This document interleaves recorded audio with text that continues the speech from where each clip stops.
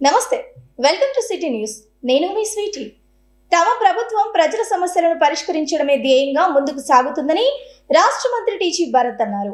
ఈ మేరకు నగరంలోని హోటల్ మౌర్య ఇన్ కాంప్లెక్స్ లో ఉన్న తన కార్యాలయంలో ప్రజల నుంచి వినతి పత్రాలను స్వీకరించారు. నగరంలోని హోటల్ మౌర్య ఇన్ కాంప్లెక్స్ లో ఉన్న తన కార్యాలయంలో రాష్ట్ర పరిశ్రమలు, వాణిజ్యం, ఆహార శుద్ధి శాఖ మంత్రి టీజీ భరత్ ప్రజల నుంచి వినతి పత్రాలను స్వీకరించారు. ఈ సందర్భంగా రాష్ట్ర మంత్రి టీజీ భరత్ కర్నూలు అసెంబ్లీ నియోజకవర్గం ప్రజల నుంచి వారి సమస్యలకు సంబంధించిన, అలాగే వారి ప్రాంతాలకు సంబంధించిన సమస్యలకు సంబంధించి వినతి పత్రాలను స్వీకరించారు. నగరంలోని వివిధ ప్రాంతాల నుంచి తరలివచ్చిన ప్రజలు, తెలుగుదేశం పార్టీ కార్యకర్తలు తమ సమస్యలతో పాటు తమ ప్రాంతంలో ఉన్న సమస్యలను ప్రస్తావిస్తూ రూపొందించిన వినతి పత్రాలను రాష్ట్ర మంత్రి టీజీ భరత్కు అందజేశారు. అలాగే వాటిని పరిశీలించిన అనంతరం ఆయన ఆ వినతి పత్రాలకు సంబంధించిన సమస్యలను వీలైనంత త్వరగా పరిష్కరించాలని సంబంధిత అధికారులకు లిఖిత పూర్వకంగా ఆదేశాలను జారీ చేశారు. ఈ సందర్భంగా రాష్ట్ర మంత్రి టీజీ భరత్ను కలిసిన ప్రజలు తమ సమస్యలను పరిష్కరించేందుకు రాష్ట్ర మంత్రి టీజీ భరత్ చూపిస్తున్న చొరవను చూసి అభినందించారు. ఈ సందర్భంగా రాష్ట్ర మంత్రి టీజీ భరత్ మాట్లాడుతూ తమ ప్రభుత్వం ప్రజల సమస్యలను పరిష్కరించడమే ధ్యేయంగా ముందుకు సాగుతోందని చెప్పారు. కర్నూలు అసెంబ్లీ నియోజకవర్గంకు సంబంధించి ప్రజలు తనకు సమర్పించిన వినతి పత్రాలను వీలైనంత త్వరగా పరిష్కరించేందుకు సంబంధిత అధికారులకు ఆదేశాలు జారీ చేసినట్లు వివరించారు. రాష్ట్రంలో కూటమి ప్రభుత్వం అధికారంలోకి వచ్చిన తర్వాత అభివృద్ధి, సంక్షేమ కార్యక్రమాలు వేగవంతంగా అమలు చేస్తుందని తెలిపారు. రాష్ట్ర రాజధాని అమరావతిని వేశ్యల రాజధానిగా అభివర్ణిస్తూ అవమానించిన జర్నలిస్టులు కొమ్మినేని శ్రీనివాసరావు, కృష్ణంరాజులపై వెంటనే చర్యలు తీసుకోవాలని కర్నూలు జిల్లా అసెంబ్లీ మహిళా విభాగం నాయకురాళ్లు డిమాండ్ చేశారు. ఈ మేరకు సాక్షి ఛానల్ పేపర్కు వ్యతిరేకంగా వారు నగరంలో భారీ ర్యాలీ నిర్వహించారు. అమరావతి వేశ్యల రాజధాని అంటూ వ్యాఖ్యలు చేసిన జర్నలిస్ట్ కృష్ణంరాజు డిబేట్ నిర్వహించిన సాక్షి టీవీ ఛానల్ వ్యాఖ్యాత కొమ్మినేని శ్రీనివాసరావులపై కఠినమైన చర్యలు తీసుకోవాలంటూ కర్నూలులో తెలుగుదేశం పార్టీ మహిళా విభాగం ఆధ్వర్యంలో మహిళలు రోడ్డెక్కి నిరసన తెలిపారు. శ్రీకృష్ణదేవరాయల విగ్రహం వద్ద నుండి కలెక్టరేట్ వరకు భారీగా ర్యాలీ నిర్వహించారు. అనంతరం గాంధీ విగ్రహం ఎదుట నిరసన తెలిపారు. మహిళల జోలికొస్తే ఊరుకోమని హెచ్చరించారు. టూరిజం కార్పొరేషన్ డైరెక్టర్ ముంతాజ్ మాట్లాడుతూ వైసీపీ పేటీఎం బ్యాచ్ మహిళలను కించపరిచే విధంగా మాట్లాడటాన్ని తీవ్రంగా ఖండిస్తున్నామన్నారు. ఈ విషయంలో రాష్ట్ర వ్యాప్తంగా మహిళల్లో ఆగ్రహం కట్టలు తెంచుకుందన్నారు. ఇలాంటి పాలన గత 5 ఏళ్లు చూసిన తర్వాతే ప్రజలు వైసీపీని సాగనంపారని, ఇప్పటికైనా వైఎస్ జగన్ బుద్ధి తెచ్చుకోవాలని హితవు పలికారు. తల్లికి చెల్లికి విలువ ఇవ్వని వ్యక్తికి మహిళల విలువ ఏం తెలుస్తుందని మండిపడ్డారు. రాజధాని నిర్మాణానికి అమరావతి రైతులు 30,000 ఎకరాలు త్యాగం చేస్తే ఆ మహిళలపై జుగుప్సాకరమైన వ్యాఖ్యలు చేయటం సిగ్గుచేటన్నారు. కొమ్మినేనిని అరెస్టు చేసిన విధంగానే కృష్ణంరాజును కూడా వెంటనే అరెస్టు చేసి కఠినంగా శిక్షించాలన్నారు. వైఎస్ భారతిరెడ్డి బహిరంగ క్షమాపణ చెప్పాలని డిమాండ్ చేశారు. లేదంటే తాడేపల్లి ప్యాలెస్ను ముట్టడిస్తామన్నారు.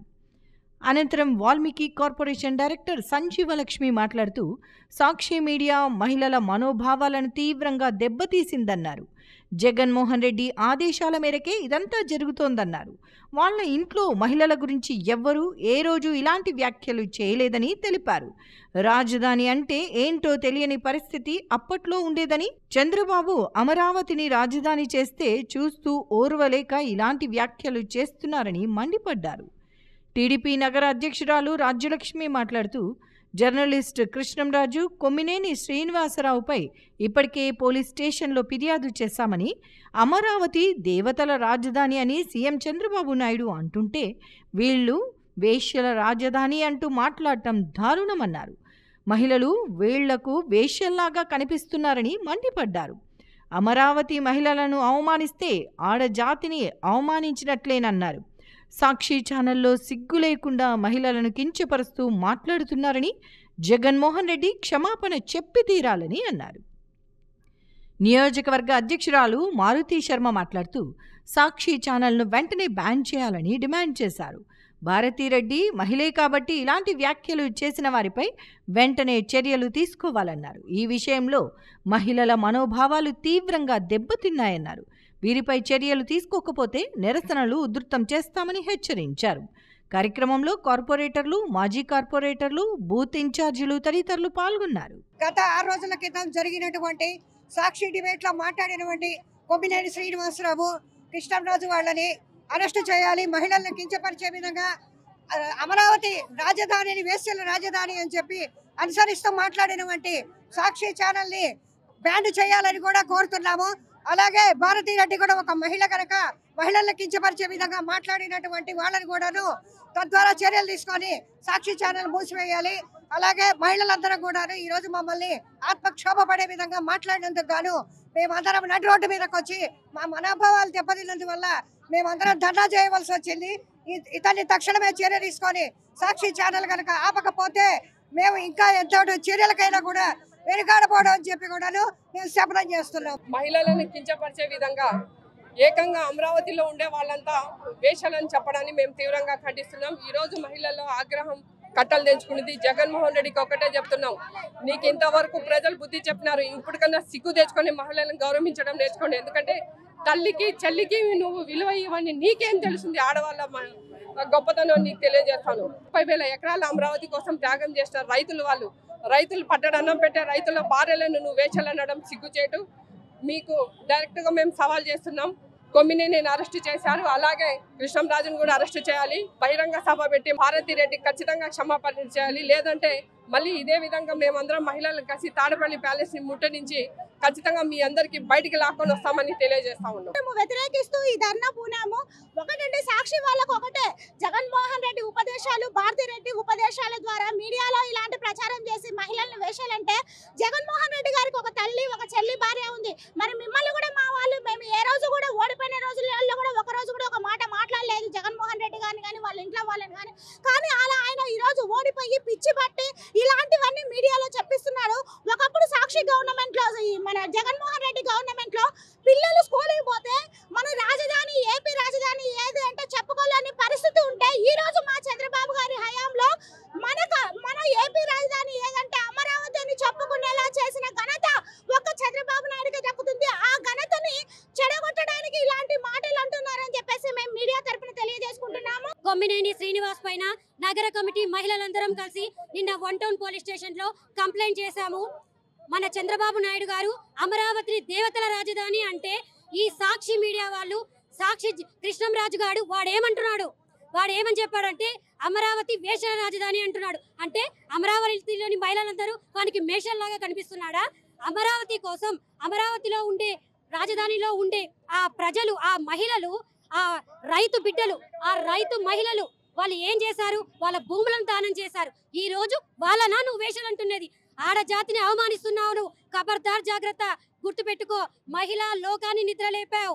మీ సాక్షి ఛానల్ వాళ్ళకి, మీ సాక్షి మీడియాకి అసలు ఎటువంటి కూడా సిగ్గు శరం లేదు. ఒక జర్నలిస్ట్ అయ్యాను, జర్నలిస్ట్ నువ్వు ఎలా మాట్లాడతావు? తల్లికి చెల్లికి విలువనియని వ్యక్తి, అటువంటి వ్యక్తి, విలువలేని వ్యక్తి కాడ మనం విలువలు ఆశించడం మన అవమానం అండి, మన ఘోరం. అది అసలు విలువలేని వ్యక్తి. ఆయన కింద పనిచేసేవాడు కూడా ఎలా ఉంటాడు? యథా రాజా తదా ప్రజ.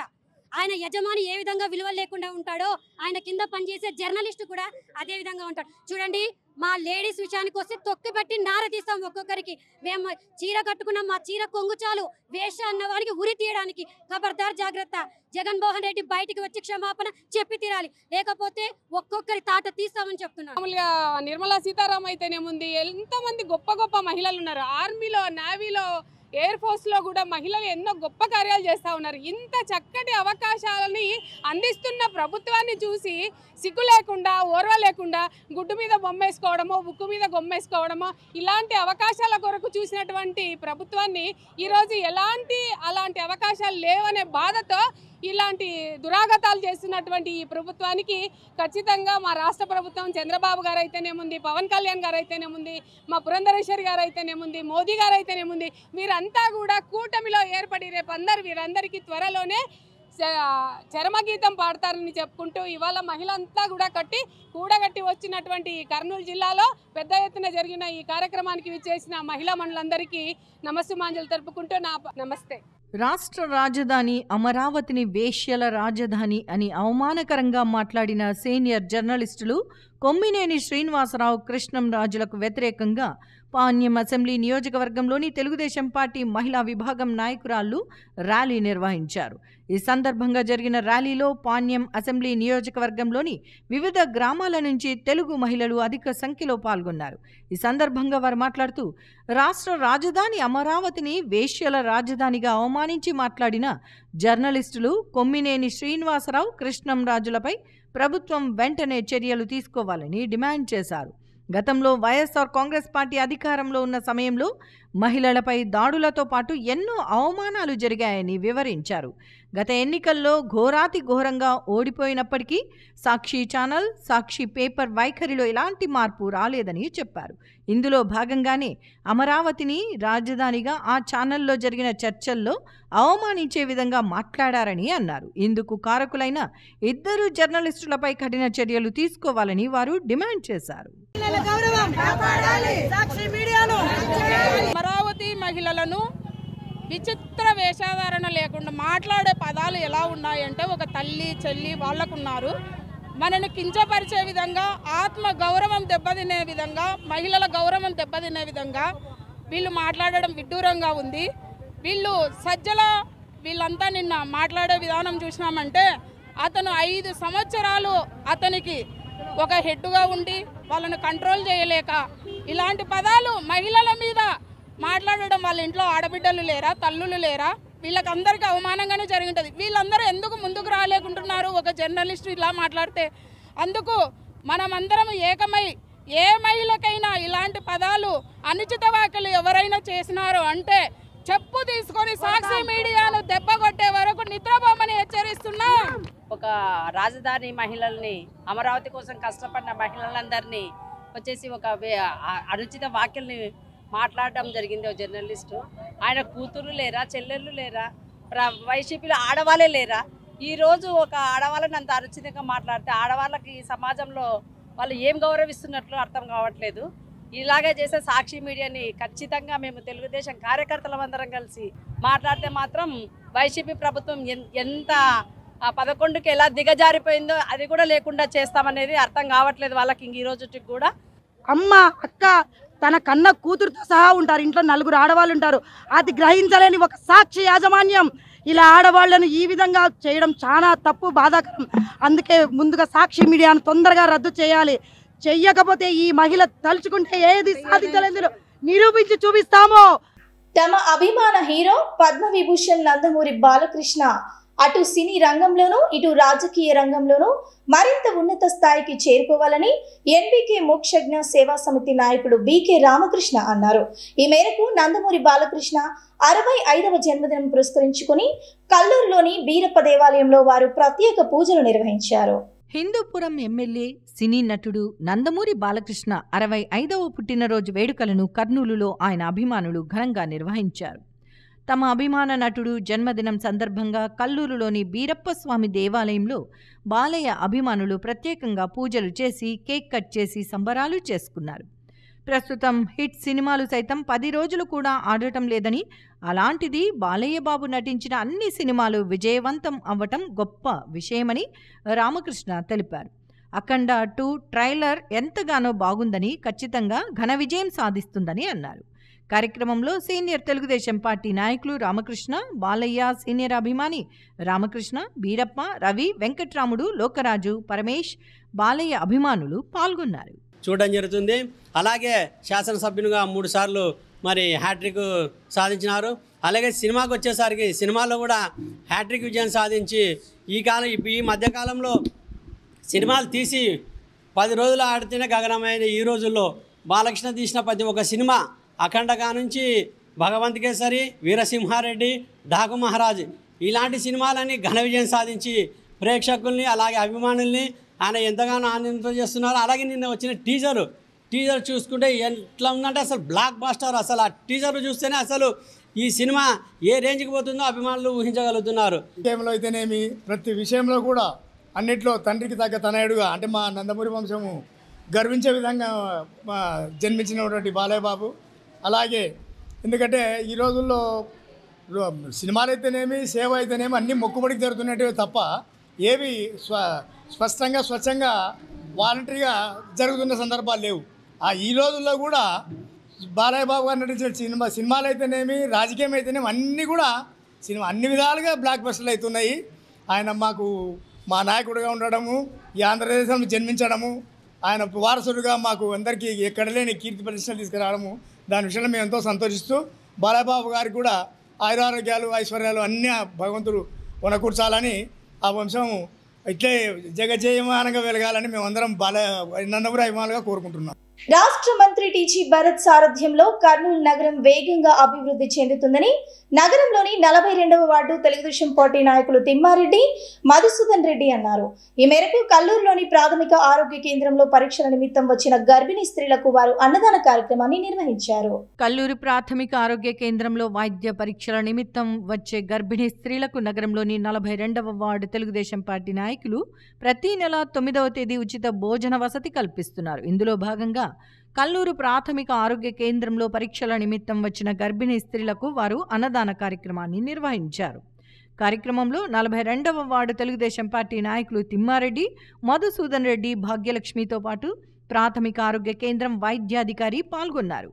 ఈ సందర్భంగా 42వ వార్డు టీడీపీ నాయకులు మాట్లాడుతూ, రాష్ట్ర మంత్రి టీజీ భరత్ గత ఎన్నికల్లో విజయం సాధించినప్పటి నుంచి ఈ కార్యక్రమాన్ని ఏర్పాటు చేయాలని భావించామని, అనివార్య కారణాల వల్ల చేయలేకపోయామని అన్నారు. అయితే గత 4 నెలలుగా ప్రతి నెల 9వ తేదీ గర్భిణీ స్త్రీలకు భోజన వసతిని ఏర్పాటు చేస్తున్నామని తెలిపారు. కార్యక్రమంలో 100 నుంచి 150 మంది వరకు మహిళలు భోజన వసతి పొందుతున్నారని వివరించారు. కార్యక్రమాన్ని నిరంతరం కొనసాగిస్తామని వారు తెలిపారు. 100 నుంచి 150 మందికి ప్రతి నెల అన్నదానం చేస్తున్నాము. ఇందులో పాల్గొనడానికి నా 42 వార్డు నుంచి తిమ్మారెడ్డి, మధుసూదన్ రెడ్డి, పార్టీ కార్యకర్తలు, బూత్ ఇన్ఛార్జీలు అందరూ పాల్గొంటున్నారు. ఈ కార్యక్రమం ఎప్పటికీ ఇలాగే సాగిపోవాలని చెప్పేసి కోరుకుంటున్నాము. ప్రతి నెల 9వ తారీఖు గవర్నమెంట్ హాస్పిటల్లో కల్లూరులో భోజనాలు 100 నుండి 150 మంది వరకు పెడుతున్నాము. ఇట్లా టీజీ భరత్ గారు గెలిచిన కారణంగా పెట్టాలనుకున్నాం, పెట్టలేకపోయినాము. ఇప్పుడు 4 నెలల ఎందుకు కంటిన్యూ పెడుతున్నాము.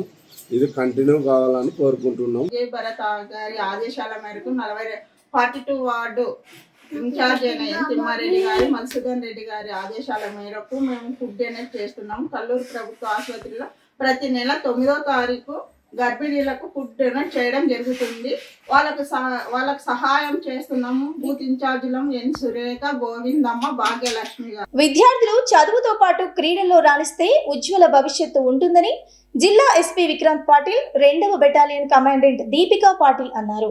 ఈ మేరకు ఎస్ఏపీ క్యాంప్ మైదానంలో ఏర్పాటు చేసిన బాస్కెట్బాల్ వేసవి క్రీడా శిక్షణ శిబిరం ముగింపు కార్యక్రమంలో వారు పాల్గొన్నారు. నగరంలోని ఎస్ఏపీ క్యాంప్ మైదానంలో ఏర్పాటు చేసిన వేసవి బాస్కెట్బాల్ శిక్షణ శిబిరం ముగింపు కార్యక్రమానికి ముఖ్య అతిథిగా జిల్లా ఎస్పీ విక్రాంత్ పాటిల్ హాజరై పోటీలలో గెలుపొందిన జట్లకు బహుమతులు అందజేశారు. ఈ సందర్భంగా జిల్లా ఎస్పీ విక్రాంత్ పాటిల్ మాట్లాడుతూ, నిత్యం క్రీడల్లో సాధన చేస్తే వాటి ద్వారా వచ్చే ప్రశంసాపత్రాల వలన విద్య, ఉద్యోగ, ఉపాధి అవకాశాలు లభిస్తాయని తెలిపారు. విశిష్ట అతిథిగా హాజరైన 2nd APSP commandant Deepika Patil క్రీడాకారులను ఉద్దేశించి ప్రసంగిస్తూ, తనకు క్రీడలు అంటే ఎంతో ఇష్టమని, అందులో రాణిస్తే నిత్యం ఉత్సాహంగా ఉంటారని తెలిపారు. బాలుర విభాగంలో ఈగల్ జట్టు గెలుపొందగా, బాలికల విభాగంలో లేకర్స్ జట్టు విజయం సాధించింది. బాలుర జట్టులో ద్వితీయ స్థానంలో బుల్స్ విజయం సాధించగా, బాలికల విభాగంలో ద్వితీయ స్థానంలో హుప్ స్టార్ జట్లు విజయం సాధించినట్లు జిల్లా బాస్కెట్బాల్ అసోసియేషన్ ప్రతినిధులు దాదా బాషా, ముస్తాహిర్ బాషా తెలిపారు. కార్యక్రమంలో బాస్కెట్బాల్ శిక్షకులు పాండురంగారావు, వినయ్ రాజ్ కుమార్ తదితరులు పాల్గొన్నారు. ఐదర్ హాబీ లాగా కానీ లేదా ప్రొఫెషనల్ గా కానీ ఒక స్పోర్ట్ ఉంటే it gives a different feeling all together. So అందరూ చిన్న పిల్లలు, పెద్దవాళ్ళు కూడా ఉన్నారు. బాస్కెట్బాల్ ఇంట్రెస్ట్ ఫర్దర్ ఆడాలి. పేరెంట్స్ కూడా చాలా మంది ఉన్నారు. మీరందరూ కొద్దిగా ప్రోత్సహించాలి. సరే, చిన్న పిల్లలు ఇప్పుడు ఆడుకోవాలి, తర్వాత మనం ఓన్లీ చదువు కోసం, of course studies are important, but studies తో పాటు physical fitness is also important. So ఏదో ఒక sport, not just basketball, any sport మనం కొద్దిగా పర్సీవ్ చేస్తే సౌండ్ మైండ్ ఇలా సౌండ్ బాడీ అంటారు. సో ఫిజికల్ ఫిట్నెస్ కూడా మనం ప్యారల్ గా పర్సీవ్ చేయాలి. సో ఇంట్రెస్ట్ తీసుకొని అందరికి నేర్పించారు. So keep up. In fact school ఉన్నప్పుడు కూడా Saturday Sunday if all of you are able to come here and practice, ఇది ఇంకా ముందుకి మీరు తీసుకెళ్ళచ్చు ఈ బాస్కెట్బాల్ స్కిల్ ని. కానీ దాని తర్వాత కూడా మధ్యలో బాస్కెట్బాల్ ఆడుకుంటూ ఉండాలి. అప్పుడు హెల్దీగా అందరూ ఫిట్గా రెడీ అవుతారు, మంచి బాస్కెట్బాల్ ప్లేయర్స్ అవుతారు కొంతమంది. లేకపోతే మీరు ఇంకా కూడా ఫ్రీ టైంలో మీరు బాస్కెట్బాల్ ఆడటం కంటిన్యూ చేస్తే I'm sure all of you will grow up to be fit and healthy. So all the best and enjoy your school as well as holidays. ఇవి వాళ్ళ సిటీ న్యూస్. తిరిగి రేపు ప్రసారమయ్యే సిటీ న్యూస్ లో మళ్ళీ కలుద్దాం. అంతవరకు చూస్తూనే ఉండండి సిటీ న్యూస్.